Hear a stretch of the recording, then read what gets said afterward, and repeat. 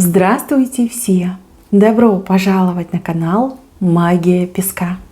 Мои дорогие зрители, с вами, как всегда, ваша Ольга. Всех вас сердечно благодарю за то, что вы со мной зашли на мой канал, смотрите это видео, за вашу невероятную теплую поддержку в комментариях, лайками, за вашу помощь, мои хорошие. Земной вам поклон! Сегодня у нас будет отсыпочка на такую тему. Кто в отчаянии из-за вас? Кто этот человек? Кто этот мужчина? Загадайте, пожалуйста, на себя. Давайте вместе посмотрим. Я прошу высшие силы дать мне возможность ответить на все ваши вопросы и послать для вас только самую важную, нужную и полезную информацию. Пусть высшие силы будут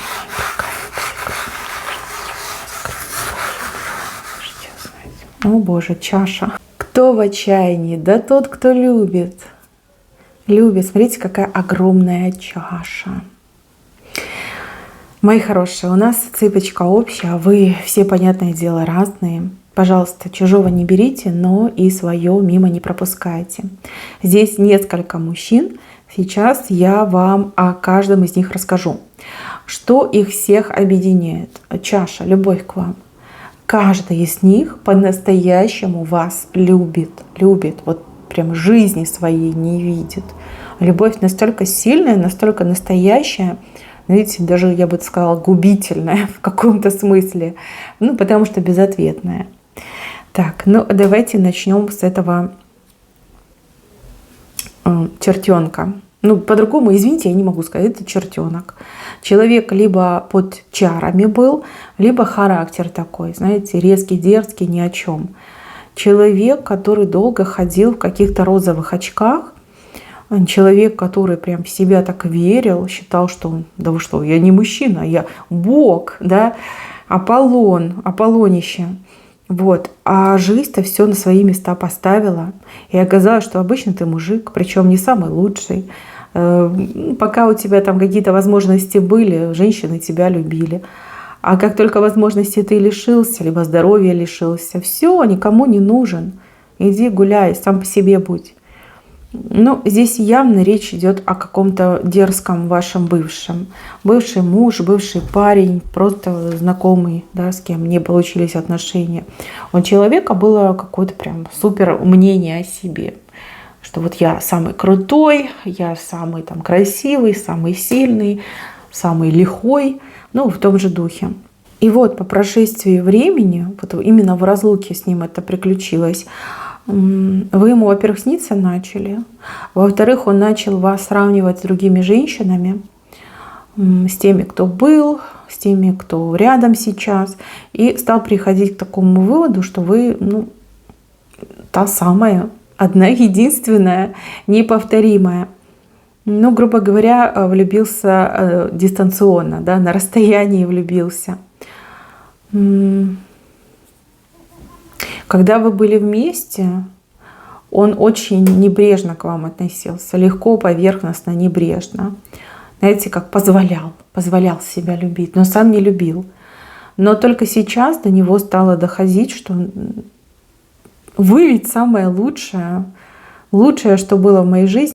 А вот я все прощелкал, все пропустил. Вот он любит вас на расстоянии, так мне идет. И, конечно же, он в отчаянии. Потому что он понимает, что вы далеко, что вы, возможно, не пустите его обратно. И еще такое впечатление, что ему сейчас к вам никак не добраться. Может быть, он в таком месте находится. А может быть, вас действительно, там, не знаю, сотни километров или тысячи километров разделяют. Но здесь явно любовь на расстоянии, и она очень-очень сильная. Однобокая, потому что вы этого мужчину вообще не вспоминаете, а если вспоминаете, то лихим, недобрым словом. Ну и как бы мало реализуемая. А еще мне кажется, что у этого мужчины, у него еще какие-то проблемы есть. То ли с деньгами, то ли со здоровьем. Ну прям не сладко ему, не сладко. Вот. Сам себя влюбил в ваш образ. Когда вы были рядом, не-не-не, я люблю только себя, типа любите меня, а я никого любить не буду. Но когда по прошествии времени, когда вы уже так давненько расстались, вот только здесь и пришло, что любил-то вас, что вы его любили, и что именно только с вами он был действительно счастлив. Так, еще один мужчина с правой стороны. Мужчина, который рядом. Мужчина, который рядом. Смотрите, опять же, вы разные. У кого-то есть муж, у кого-то есть парень, а у кого-то есть друг. Просто друг, который рядом. Но вот вижу, что любит вас этот мужчина. Почему-то не может вам говорить о своей любви, либо говорит крайне редко. Может, такой, знаете, молчаливый, влюбленный товарищ. В отчаянии он по одной простой причине. Потому что сейчас отношения не такие, какими бы он хотел их видеть. Допустим, смотрите вы на мужа, скорее всего, ссоритесь, ругаетесь. Какая-то напряженная ситуация между вами. И он из-за этого в отчаянии. Он понимает, что он вас теряет, либо он очень боится вас потерять. Но ничего сделать не может. Ничего. Как не в его силах там что-то изменить. Либо ему так кажется. Если это друг, не может вам признаться в своей любви. Смотрит, как за вами другие ухаживают, и сам себе локти кусает, но при этом все равно молчит о своих чувствах. Может быть, кстати, друг и не свободный, поэтому молчит. В общем, жалко этого мужчину, жалко. Но здесь ситуация исправима. Исправима. Здесь идет момент истины, момент правды между вами, момент, как переломный момент в ваших судьбах. Либо ему удастся вас убедить, что он вас любит, и вы для него самая любимая, дорогая женщина. Либо прости, прощай, да, пишите письма. Момент, знаете, когда будет? Тут какой-то праздник идет. Праздник, либо праздничное мероприятие. Все будут веселенькие, немножечко принявшие, да, и вот он вам что-то скажет, расскажет.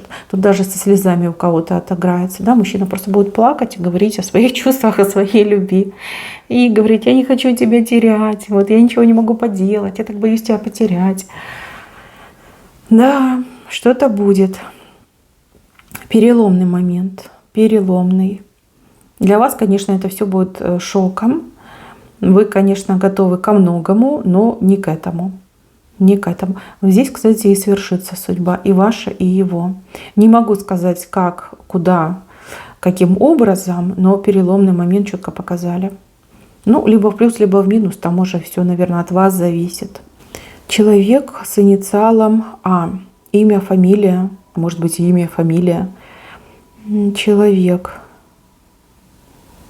Но с этим человеком у вас какие-то контакты происходят. То ли начальник он ваш, то ли он, допустим, доктор поликлиники, либо служащий в какой-то организации. Не каждый день, не ежедневно. Между вами какая-то разница есть. Вы как на разных ступеньках находитесь. У кого-то отыграется, что вы выше, он ниже, а у кого-то отыграется, что наоборот, он выше, вы ниже. Опять же, вы все разные. Человек в отчаянии, ему очень хочется с вами что-то иметь, хотя бы ближе познакомиться, но почему-то нельзя. Либо сейчас нельзя, либо в принципе нельзя. Если вы дама не свободная, то он в отчаянии. А если он ваш начальник, служебный роман, может, тоже нельзя. Либо он не свободен, нельзя. Но здесь прям четко блок нельзя. Но мужчина, он да, интерес к вам имеет, желание к вам имеет, но страхи перевешивают. Вы, возможно, ловили на себе чьи-то томные взгляды. Либо какой-то мужчина с вами так вот на букву А общается, аж глаза вам заглядывает, либо близко к вам подходит, либо старается до вас как-то дотронуться, либо когда вы разговариваете, он намеренно затягивает время разговора, да, чтобы подольше с вами побыть. Вот это он. Это он. Я не вижу здесь на ближайшее время возможность вам как-то договориться, либо как-то сблизиться. Но интерес этого мужчины к вам, он не угаснет. Не угаснет. Вот четко вам говорю. Не в этом году, но, возможно, в следующем мужчина будет делать попытку к вам приблизиться, либо с вами сблизиться. И так может отыграться. Так, еще одного показываю. Ну, больше похоже на сына. Сын, либо брат, а может быть и внук. Совсем молодой и такой, знаете, дерзкий, постоянно с вами спорит. Но при этом он вас обожает. Обожает. Ему так хочется, чтобы ваши отношения поменялись, чтобы стали более теплыми, добрыми, доверительными, дружескими. Но в силу характера, либо в силу возраста, вот этот юношеский максимализм, он просто играет, бурлит. Вот. Я даже больше вам скажу. Сын-подросток, но вас видит и считает самой прекрасной, самой доброй и замечательной мамой в мире. Да, он вам, конечно, в лицо это, к сожалению, не говорит, но это у него в сердце. И будущую жену он будет искать обязательно либо по характеру схожую с вами, либо по внешности, а может быть и по характеру, и по внешности. Вот сейчас как-то особо вы с ним спорите, особо как-то нет общего языка, но он вас очень-очень любит. А отчаяние из-за того, что он такой противный, вот сам создает эти проблемы, не может пойти на попятную, либо не может уступить. Ну да, юношеский максимализм. На самом деле очень любят. Так, как ни странно, еще женщину показывают, но с левой стороны, которая в отчаянии из-за вас. Она вас дико ревнует. Вернее, она к вам дико ревнует. У одних отыграется, что ревность к тому, что вы красивая, умная, к тому, что вас люди любят, к тому, что вы, может быть, пользуетесь какой-то популярностью. Люди вас в пример ставят, вами восхищаются. А у других отыграется, что она какого-то конкретного мужчину к вам ревнует. А вы такая ни сном, ни духом. Что ревность, ты ревнуешь? Она в отчаянии, потому что она понимает, что вы лучше, чем она. Она понимает, что ей никогда не стать вами. Она понимает, что она никогда не добьется таких потрясающих результатов, как вы. В работе, в делах, внешность, да, у нее никогда такой, как у вас, не будет. Ну, в общем, из-за этого она в отчаянии. С одной стороны, она сама вами восхищается. Но вот правда, вы уникальны. Она смотрит на вас и говорит: я тоже такой хочу быть. Да? Либо я тоже хочу, чтобы у меня все получалось. Либо я хочу, чтобы меня все любили. А добиться этого не может. Нет таланта, нет способностей. Она в отчаянии, потому что понимает, что никогда вами стать не сможет. Никогда не сможет добиться ваших результатов, выглядеть как вы, работать как вы, быть такой же успешной, самостоятельной, независимой. Интерес у мужчин иметь такой, как вы имеете. Ну, как-то так, да, Бог не дал. А может быть, сама не старается. Опять же, все люди разные. Прелесть людей в том, что каждый — это индивидуальность. Да, а она этого не понимает. И почему-то кажется, что надо кого-то там как с кем-то сравняться, потом этого человека переплюнуть и, гордой походкой пойти в будущее. Глупенькая женщина с очень, кстати, печальным концом. Почему-то она вас в чем-то винит, в каких-то своих неудачах, либо что вы ее там затмеваете, что вот вы есть, и поэтому у нее там чего-то не получается. Ну, я же говорю, глупая, очень глупая. Ну и напоследок хочу отметить, что вы умеете доводить людей до отчаяния. Ну вот правда, у вас такой характер необычный, внешность у вас очень необычная. Вы знаете себе цену, вы умеете жить, вы умеете ставить цели, вы умеете их достигать. Вы очень многие умы будоражите, не только мужские, но и женские. Вот. И сколько бы вам лет не было, чем бы вы ни занимались, вы всегда будете доводить некоторых слабых персонажей до отчаяния. Ну вот какая-то такая вам роль отведена в жизни. Главное, чтобы вы сами не впадали в отчаяние. У вас прекрасные перспективы, у вас классное будущее. Видите голову утки над дверью? Это ваше будущее. Прекрасная светлая дверь, а голова утки обещает вам еще больше успеха, еще больше материальных благ и даже какое-то исполнение. Вы потрясающая женщина, потрясающие женщины, девушки. Так держать и в себе не сомневаться. Вот, в дверь, в светлую дверь идти, вперед и только вперед. Но эта чаша любви к вам, она никогда не опустеет. Никогда. Вы всегда будете притягивать взгляды. Вы всегда будете влюблять в себя. Не специально, не специально. Нет у вас такой цели влюбить в себя. Люди сами в вас влюбляются. Потому что вы необычная, вы манящая. Кстати, у вас энергетика потрясающая. Потрясающая, сводящая с ума мужчин. Мои хорошие, на этом все. Берегите себя. Всем спасибо за внимание. Всем пока-пока.